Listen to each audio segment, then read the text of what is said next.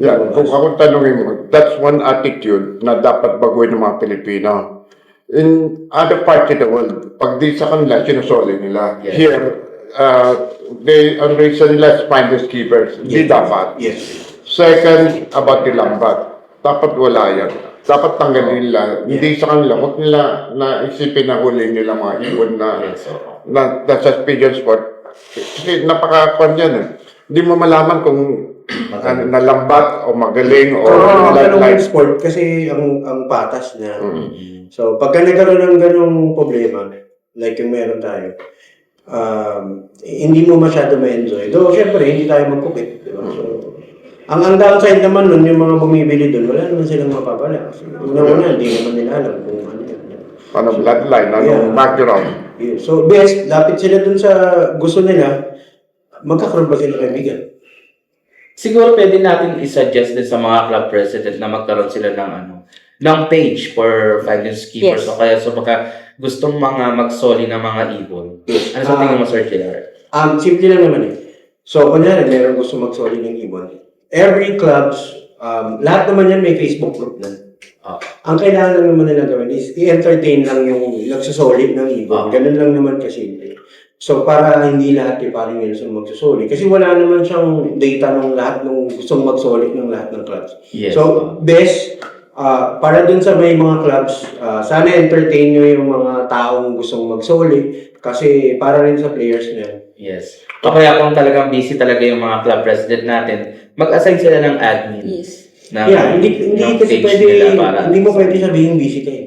Kasi nandyan ka para dun sa players mo. Yes. Kaya ka nagtayo ng club para magkaroon ka ng players, diba? So, kailangan mo sila understand. Kasi ang nagiging problem ngayon, yung mga honest fanciers natin, ang puntahan talaga si Boss Nelson. Yes, Lahat kasi siya. kinikater niya kasi tinutulungan niya kasi lahat. So, Siyempre, hindi naman kaya din na mag-isa ni Boss Nelson. Kaya we really highly suggest talaga doon sa mga club owner na magkaroon sila ng page kung saan pwede yung mga members or yung mga lahat ng nangangalapate na gustong magsoli ng ibon. para magkasayan sila ng Yes. assign lang nila yung club secretary nila. Yes. Na entertain yung mga sinusoling ibon, tapos mag-coordinate lang sa players. Simple lang naman. Yun lang naman. Yes, oo. And then, with regards naman sa mga nalambat na mga ibon, so, we encourage din yung mga fanciers natin na wag po kayo bibili sa mga lambat birds para at least yung industry ng mga lambatero medyo bumagsak. Kasi ngayon, every now and then, nakaka-acquire na po kayo doon sa mga legit fanciers eh. At least doon, alam nyo linyada na ibon na bibili niyo. Yes. Ang problema kasi dun sa mga taong tumatangkilik ng ganyan, hindi kayo nagiging parte ng solusyon. Yes. Nagiging parte kayo ng problema. Yeah. So, pag yung problema, pinabayaan natin ganyan, yung mga tao na nagpaparating ng bagong ibon, magsasawa na yun.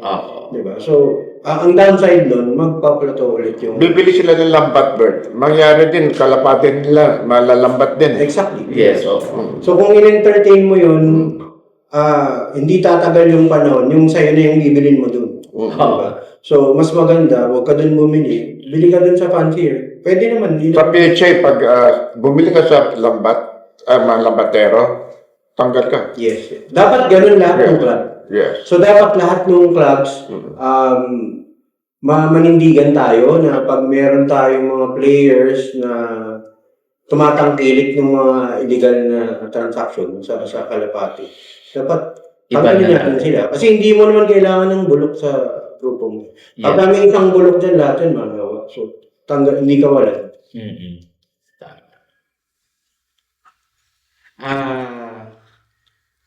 Ayun. Okay, ikaw naman. What can you contribute? Ano? Ano pa may contribute, no? Kasi hindi, di ba? Kasi lahat naman ng ibon na nalalambat, malalaman mo kung kanino galing yan. Kasi may singsing yan, di ba? Yes. So, mabilis lang talagang masoli kung gusto mong isoli. Kung di mo, Pag nalambat, binibenta nila eh. Binibenta nila. Yung bumili, alam mo pa rin kung kanino yan. So, bibili mo, tapos Diba? sasali mo? Hindi. I mean, yung mga tao na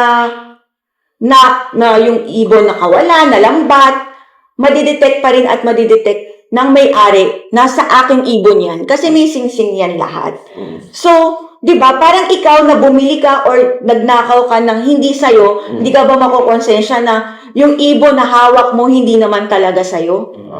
Tama. Mas maganda na ibalik mo, pag-ipunan mo yung 1,000, 10,000, tapos balik mo. Good. pag-ipunan mo yung yan.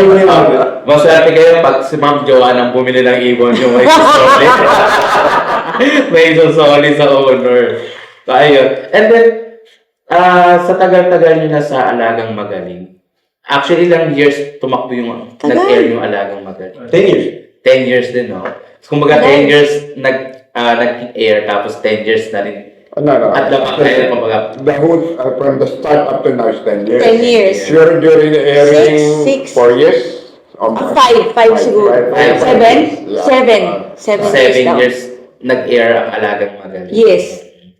And then, yung sa 7 years na Alagang Magaling, ano pa yung nakikita nyo pa na the best solution para mas maitaas pa natin yung standard ng pagkakalapati sa Pilipinas?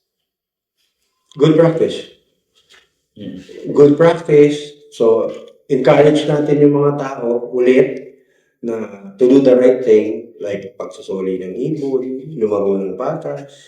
So, kasi pag lahat ng nakikita nila okay, susunod sila. Like what Wingmaster's doing sa seminar. Yes, so, And that would, Yes, mag-promote tayo. education. Mag-promote tayo. so, Martin, daming tao, grabe. Oo. Now we're Madami going to have pa. another one on September 6. Daming tao. Madami pa ng madami. And baka magkakaroon pa ng caravan yan. So, ibang lugar eventually. So, Actually, we're planning naman din to visit. Actually, marami nagre-request ng Pigeon Talk 1-on-1 yeah. ni Boss Jaime Lim sa iba't ibang provinces naman. Yeah. Oo, kasi Kumbaga, hindi sila makakapunta. Gusto nilang gusto naman tayo gusto dumalaw naman sa kanila. Kumbaga parang mas gusto nila yung gantong event or activity para at least direkta nilang naitatanong sa mga Yes. idols yung mga gusto nilang malaman with regards sa Pigeon. Nakukuha nila yung sagot Future agad. clubs of province mag-organize. Yes, tas invite us.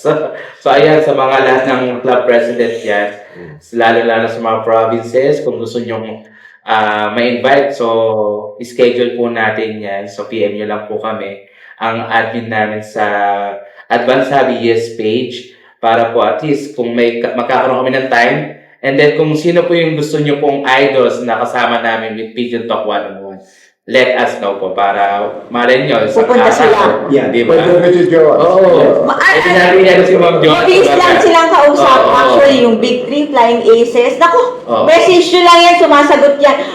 Akala nyo suplado sila, hindi. Madali silang kausap. Promise. Very approachable, Yes. professional. Makita mo sa daan, tawagin mo, naku. Picture na. Yes. Willing Saka hindi sila. hindi sila talaga approachable sila pag nakita mo pwede ka magpa-pictures, hindi Yes. sila suplado, hindi sila. Magtanong ka, sasagutin nila. Okay, so before we end our episode, so meron po ba kayong gustong i-shout out, pasalamatan sa pamilya mo or whatever, sir? Oh, go ahead, Ma'am Joanne. Ayaw. Ladies first. Hindi ko alam, sabihin ko Ah, sandali. So, thank you sa Pigeon 1-on-1 sa pag-invite sa akin, sa amin. Baliktad na. Dati ako yung So, thank you. So, sobrang nangis ko yung Alagang Magaling. So, very happy ako na nandito ako. Sobrang saya. Kasi, pag inisip mo, nung nag-start kami, syempre, hindi kami ganun kagaling magsalita. Eventually, natututunan namin, nakikilala, marami nagkalapate, marami kaming na-encourage. So, para doon sa mga tao na gustong magkalapate pero sinasabi yung budget, ganyan, pag-ipunan nyo, pag gusto nyo na magandang line, nandito naman lahat, Big Three, Flying Aces, madali nyo silang kontakin. Yung magandang line, makukuha nyo yan pag pinag-ipunan nyo. And then, maganda kasi yung feeling pag nanalo yung kalapate nyo sa race. So, continue supporting our pigeon industry. Please, wag tayong bumili ng mga hindi dapat binibili. So, thank you so much for inviting me. I'm so touched. How about your family po? May gusto ko i-shout out sa family mo? Hi, Aya. Hi, Tata. Hi, Papa. Papa. Ayun. So, thank you so much, Ma'am John. Sir JR. First of all, thank you sa Pigeon 101. Thank you for having us, pare. doon sa mga viewers, tuloy nyo lang yung ginagawa nyo tama. And pigeon raising is for everyone. Hindi yan para sa mayaman. Para yan sa lahat. So, lahat kasi ng bagay may kanya-kanyang levels naman. So, kung saan kayo komportable, doon lang kayo. And sigurado, mananalo naman kayo. And yun, ayos sa family ko. Ayun. So, again, natapos naman po ulit ang isang episode po ng Pigeon Talk 1-on-1 with our genuine cast ng Alagang Magaling. So, si Ma'am Joanne and Sir JR. So, please like and share and subscribe po sa ating YouTube channel, Advanced Hobbyist. And sa page po natin, sa FB page po natin, mag-subscribe po kayo. Mag-comment po kayo ng mga questions po ninyo. And then later on, pag napili po namin kayo, may mga prizes po tayo mamimigay. So, ipipm nyo lang po ang aming page. Only lang po sa page po natin. And then, may mag-PPM po sa inyo. Kung kayo po ay mapipili mananalo, ipapadala po namin yung mga sponsor products po sa inyo. So again, maraming salamat. Thank you so much, Ma'am Joanne. Thank you. Yeah. So again, isang araw naman po ang natapos po natin sa Pigeon Talk 1-on-1 with Boss Jaime Lim. Again, see you on our next episode. Bye! Ayan. Thank you so much. Coffee break. Coffee break.